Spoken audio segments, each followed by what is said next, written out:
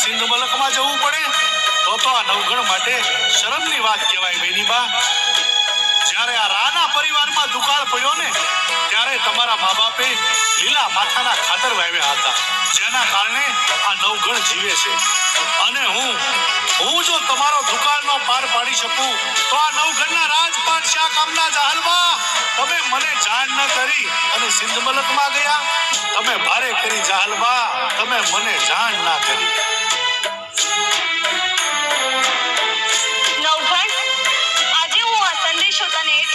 લખું છું કે આજે મારો ભાઈ ઉગો જીવતો નથી, પણ જ્યારે એ જીવતો હતો ને ત્યારે રાજના સિપાહીઓ તને મારા ઘેર લેવા આવ્યા હતા।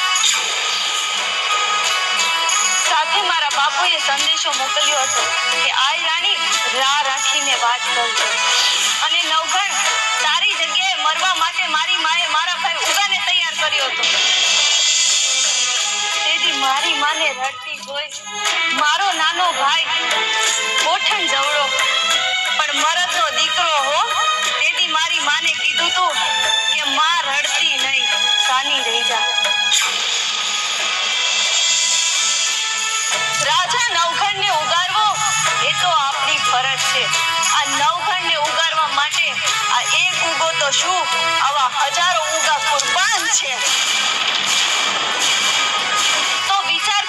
નવગણ તું તો અમારા આશ્રય હતો, છતાંય તને બચાવવા માટે મારો ભાઈ ઉગો પોતાનું મસ્તક કપાવી નાખતો હોય તો હું તો એની સગી બેન છું।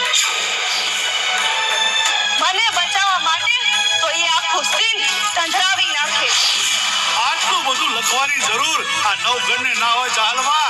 હા, અરે તમે તો એવા માવતરની દીકરી છો, એવા વીર પુરુષ ભાઈની બેન છો, જેનું ગૌરવ માત્ર આહિર સમાજ નહીં પણ 18 વરણ લઈ શકે। હા, હું જાણું છું કે સોરઠિયાણી આહિરની દીકરીની ચૂંદડી ઉપર કોઈ નરાધમ પાપી માણસ બીજો દાગ ના લગાવી શકે, પછી ભલે એ સિંધનો સુમરો હોય। ભાઈ ઉદાનું બલિદાન મિથ્યા નહીં જાય। આ નવગણ હજી જીવે છે।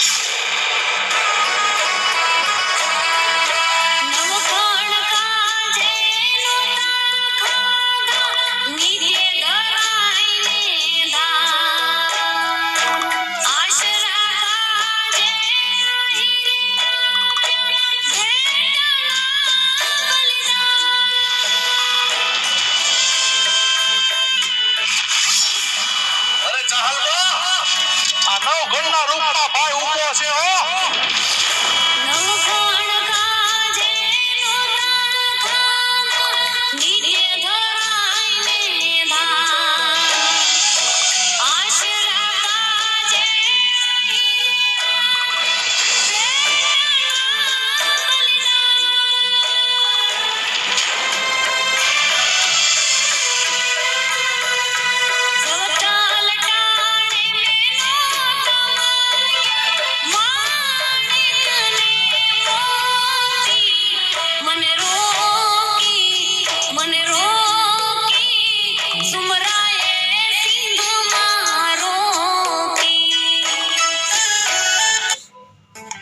Angel One